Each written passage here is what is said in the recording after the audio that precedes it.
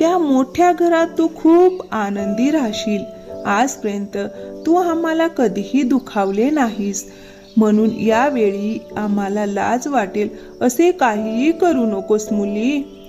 त्या सासरच्या घरात तुझ्या गरीब आई वडिलांचा नेहमीच आदर राख. हो माझ्या बाळा, तू फक्त त्या घरात जा आणि नेहमी आनंदी राहा. माझी मुलगी खूप निरागस आहे देवा. तिच्या सासरच्यांनी तिच्यावर खूप प्रेम देवो.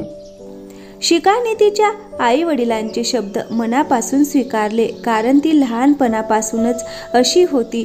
तिने आजपर्यंत कधीही तिच्या आई वडिलांचे शब्द नाकारले नव्हते. कदाचित तो तिचा स्वभावच होता. तिचे लग्न किरण नावाच्या मुलाशी झाले. लग्नानंतरही ती गरीब आणि विसराळू सून म्हणून घरात आली. शिखा, इकडे ये. हा बोला आई. तू इतके हलके कपडे आणि दागिने का घातले आहेस? जा आणि भारीतली जड साडी आणि दागिने घाल.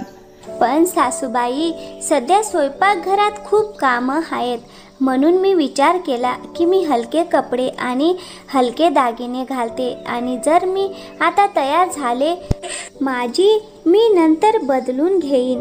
नाही, मला हे आवडत नाही. लवकर जा आणि जड दागिने आणि साडी घालून परत ये. हो सासूबाई. शिखा खोलीत गेली. तेवढ्यात रामोलाची मोठी सून कविता वेस्टर्न पोशाख घालून आली. अरे मोठी सूनबाई, तू कसले कपडे घातले आहेस? मला हे आवडत नाहीत. जा आणि ते बदलून घे.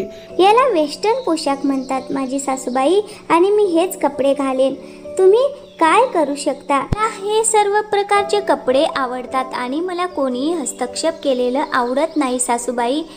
तुम्ही तुमच्या गरीब सुनेकडून ही अपेक्षा ठेवा, माझ्याकडून नाही. हो राहू दे. तू आजपर्यंत कधीच माझं ऐकलं नाहीस, म्हणूनच मी माझ्या धाकट्या मुलासाठी एका गरीब कुटुंबातील मुलीला घेऊन आली आहे. मी जे काही सांगेल ते सगळं ऐकेल. मग शिखा तिच्या सासूच्या आवडीचे कपडे घालून येते. तिला जड कपडे दागिने घालायची सवय नव्हती.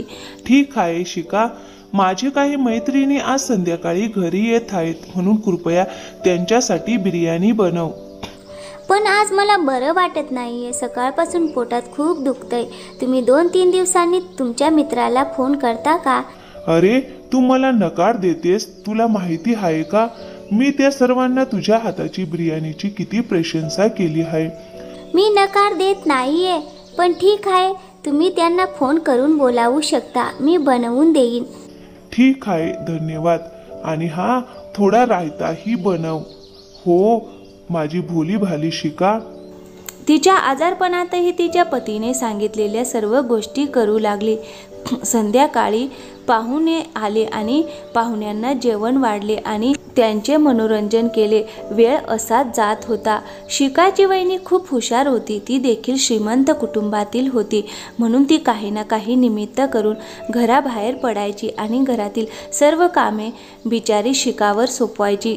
शिखा, हो मी माझ्या मैत्रिणींसोबत एका किट्टी पार्टीला जाणार आहे. तू घरातली सर्व कामे पूर्ण कर आणि माझ्या दोन्ही मुलांचीही काळजी घे. हो ठीक आहे दीदी. एके दिवशी रामोला तिच्या दोन्ही सुनांसाठी साड्या घेऊन आली.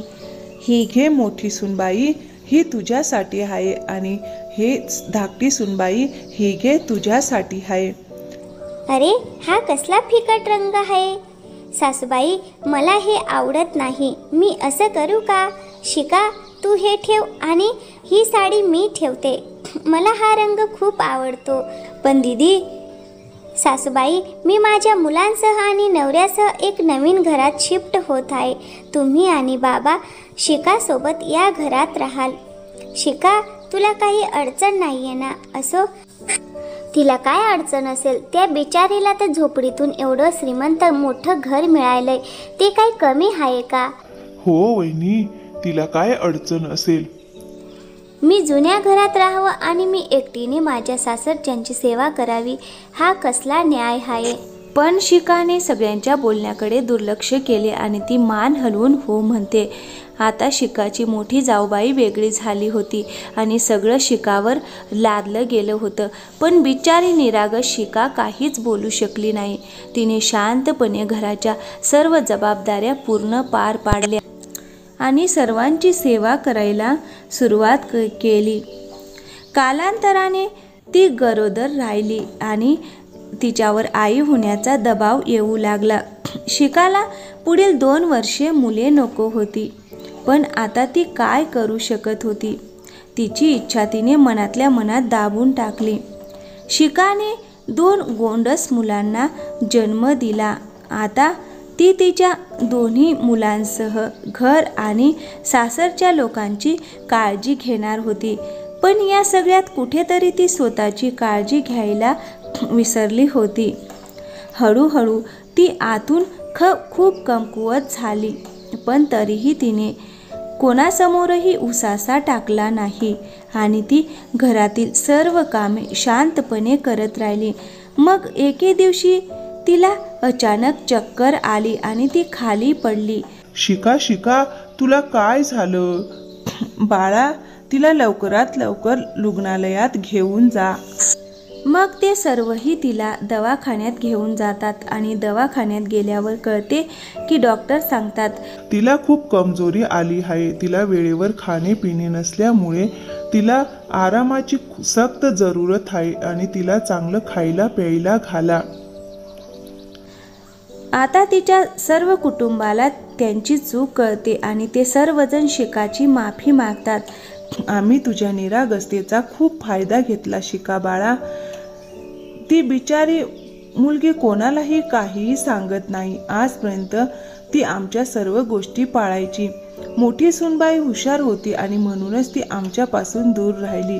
पण तिने आमची खूप सेवा केली. आता तिची सेवा करणे, आम्ही इच्छा पूर्ण करणे हे आमचे कर्तव्य आहे. तू बरोबर आहेस आई. मी तिचा नवरा असूनही तिला आधार देऊ शकलो नाही, पण आता नाही. आता मी माझ्या पत्नीची चांगली काळजी घेईन. मी आजच घरकाम करण्यासाठी 2 नोकर ठेवत आहे. आतापासून माझी पत्नी फक्त आराम करेल आणि इकडे तिकडे फिरेल. शिका काही दिवसांनी घरी येते, पण यावेळी सगळं वेगळं असतं. घरात काम करण्यासाठी 2 नोकर होते. ती काही दिवसातच बरी होते. आता शिकाचे मतही प्रत्येक बाबतीत घेतले जाते आणि तिच्या इच्छांचाही आदर केला जातो.